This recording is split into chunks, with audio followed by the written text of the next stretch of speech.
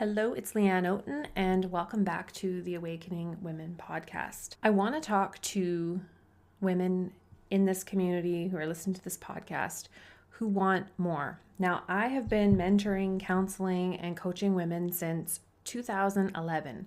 I started off getting my counseling psychology training to become a registered professional counselor. That was the beginnings of my actual mentoring journey. I had the backing of my education. I was backed by the association.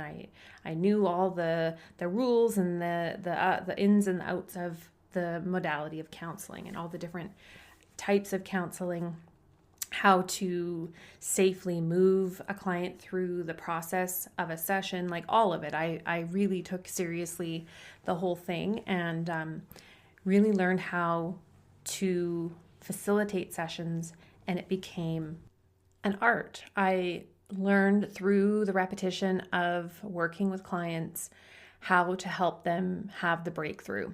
And while some of you here may be open and aware of some of the woo side of things, right? Like the intuitive nature of the way that I facilitate coaching women is that I do tap into something that kind of gets me out of my head. And so women have experienced this when they have coached with me, is that I get these hits, I guess, and I just run with it. I see something that another woman where it's keeping her stuck, and I go with it, right? And 99.9% of the time, they're like, yeah, that really hits, that really resonates, right? And so I share this just so that if you're newer here, that you understand that and see that I have had a lot of experience and a lot of years of experience mentoring and coaching and counseling women to be able to share what I'm about to share here in this podcast. One of the things I noticed and still have noticed, because of the nature of, I believe that we are drawn to people for a certain reason, season, lifetime, a certain purpose. I do believe that. And what would happen is women would be coming in with the exact same things that I have experienced, or things that I have moved through, or they have certain characteristics of their personality that I can resonate with. So I deeply resonate with them. They deeply resonate with me. And it's like a co-creation of I'm mentoring them, but they're the ones taking the action. I'm not there to do the work for them. I'm not there to tell them what to do. I'm not there to take credit for their work. There's a lot of coaches that will say, I shifted this woman and I up-leveled this woman and I empowered this woman. I got her to this level. And that can sound very egotistical. I don't believe that. I believe that the full credit goes to the one who's, like Brene Brown says, the one in the arena doing the work, because I can tell you what to do till the cows come home. But until you actually develop the courage and the conviction to actually take those steps for yourself, to bet on yourself that, you might not know how things are going to go, but you damn straight are not staying where you are, you will keep staying stuck. You'll keep spinning out if you don't have that. You'll keep staying stuck and thinking about all the ways in which you can't move past where you are. And for me, I just know that I work best with the type of women that are more like me. Like, we get knocked down. Yes, we get knocked down. And it might be for a time. And we might feel like we're at the rock bottom. And maybe we are. But we have this inner drive and this inner tenacity. I remember someone saying to me many years ago, you're a very tenacious spirit. And I was like, tenacious. So I Googled it. I'm like, oh yeah, that rings true. But it helps us. It's like we're given these things in life that we have to deal with because we have the personality to actually deal with them. Even when we feel like maybe we're not dealing with them, our coping mechanisms and how we're dealing with trauma and abuse and adversity in our lives, they are what get us through. And then we find out, well, these coping mechanisms are only going to get me so far, so I need to learn some new ways of doing things. But we have to be able to honor that version of ourselves that was able to get us through those times because of our tenacity and because of our drive. So I don't know if this is resonating with you about how you've spent your life reaching for more, high achieving, setting goals, wanting to have something more that is more of a purpose-driven life, right? And I think back to when I was having children, and I still, as much as they were, honestly, like a huge part of my purpose has been raising my children. And they're all growing now, and they're all graduated, moved on. You know, I'm facing in the next few years not having any children at home at all. I can look back though and see that even when being a stay-at-home mom was my first priority, and that's what I focused my life around them. Like, my goal was I wanted to be there for them, to get them to school. I wanted to be there to bring them home from school and be there for them. When they were younger, I wanted to raise them, and I didn't want a daycare to raise them. But at the same time, I had a hunger for more. And so I started a side business, and then I dabbled in, like, I did work outside of the home for periods of time, doing different things just to get me out of the house. And so I could have my own, my own money and all of that stuff. But also it was more like feeling like I needed more than just to be at home with kids all day, right? But it was still a huge part of my purpose. And so eventually that's where I was led into the fitness industry, thinking that that's what I wanted to do. And then I moved into realizing, no, I want to mentor women. I want to work with women. And I went into the social work program and was accepted in. And very quickly, within the first few classes of the material, I was like, I don't think this is it. And I knew that it was more I wanted to work with clients. At the time, it wasn't specifically women. I wanted to have the ability to work with them how I wanted to work with them. So that led me into this private school, this private college, to learn the specific modality of counseling and counseling psychology. So fast forward to where I am now. I'm still doing this work, but I've had many iterations of this work. I've had different specialties. For the last 6 years, it has been specifically focused on helping women overcome abusive relationship dynamics, to get out and then reclaim their life on the other side. So I've worked with women at all stages, helping them to get the plan and the accountability to get out. And then on the other side of that, I've worked with women, helping them rebuild, because it's a whole other destabilizing phase once you have left relationships. There's a lot more to come that you may not be prepared for. And so I have helped, supported and mentored women on that end of the spectrum as well.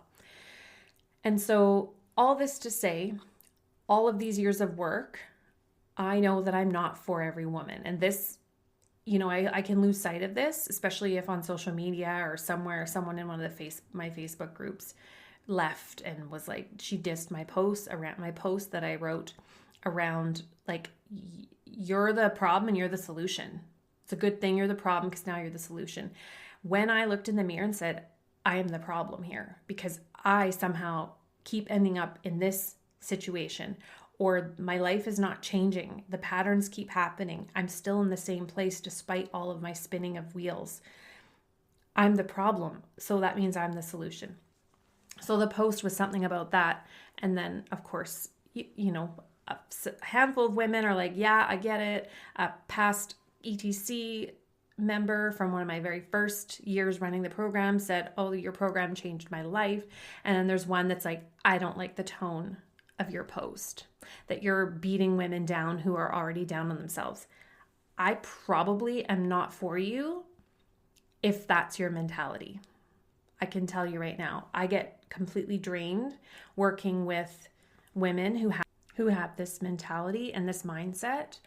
And honestly, it's a victim mindset. And I'm not here to knock anyone down to say you have not been the victim of something, right? If you have been in an abusive relationship and you didn't know what was happening and you were being manipulated and gaslit and all of that, yes, you were a victim of that. But I don't think we need to stay victimized for the rest of our lives. I don't think we can fully thrive and experience our fullest potential from that victimized state of, I don't like the tone of your post. You're already beating someone down who's down. I know when I was at my lowest, I needed a strong, powerful woman that had gotten to the other side. I was looking for that kind of mentorship that would give me that reality check over the ones that talk about the victim and the oppressed and the poor, helpless women. That does not fucking help us, ladies. It is one thing to understand patriarchy and feminism and oppression and violence against women, yes.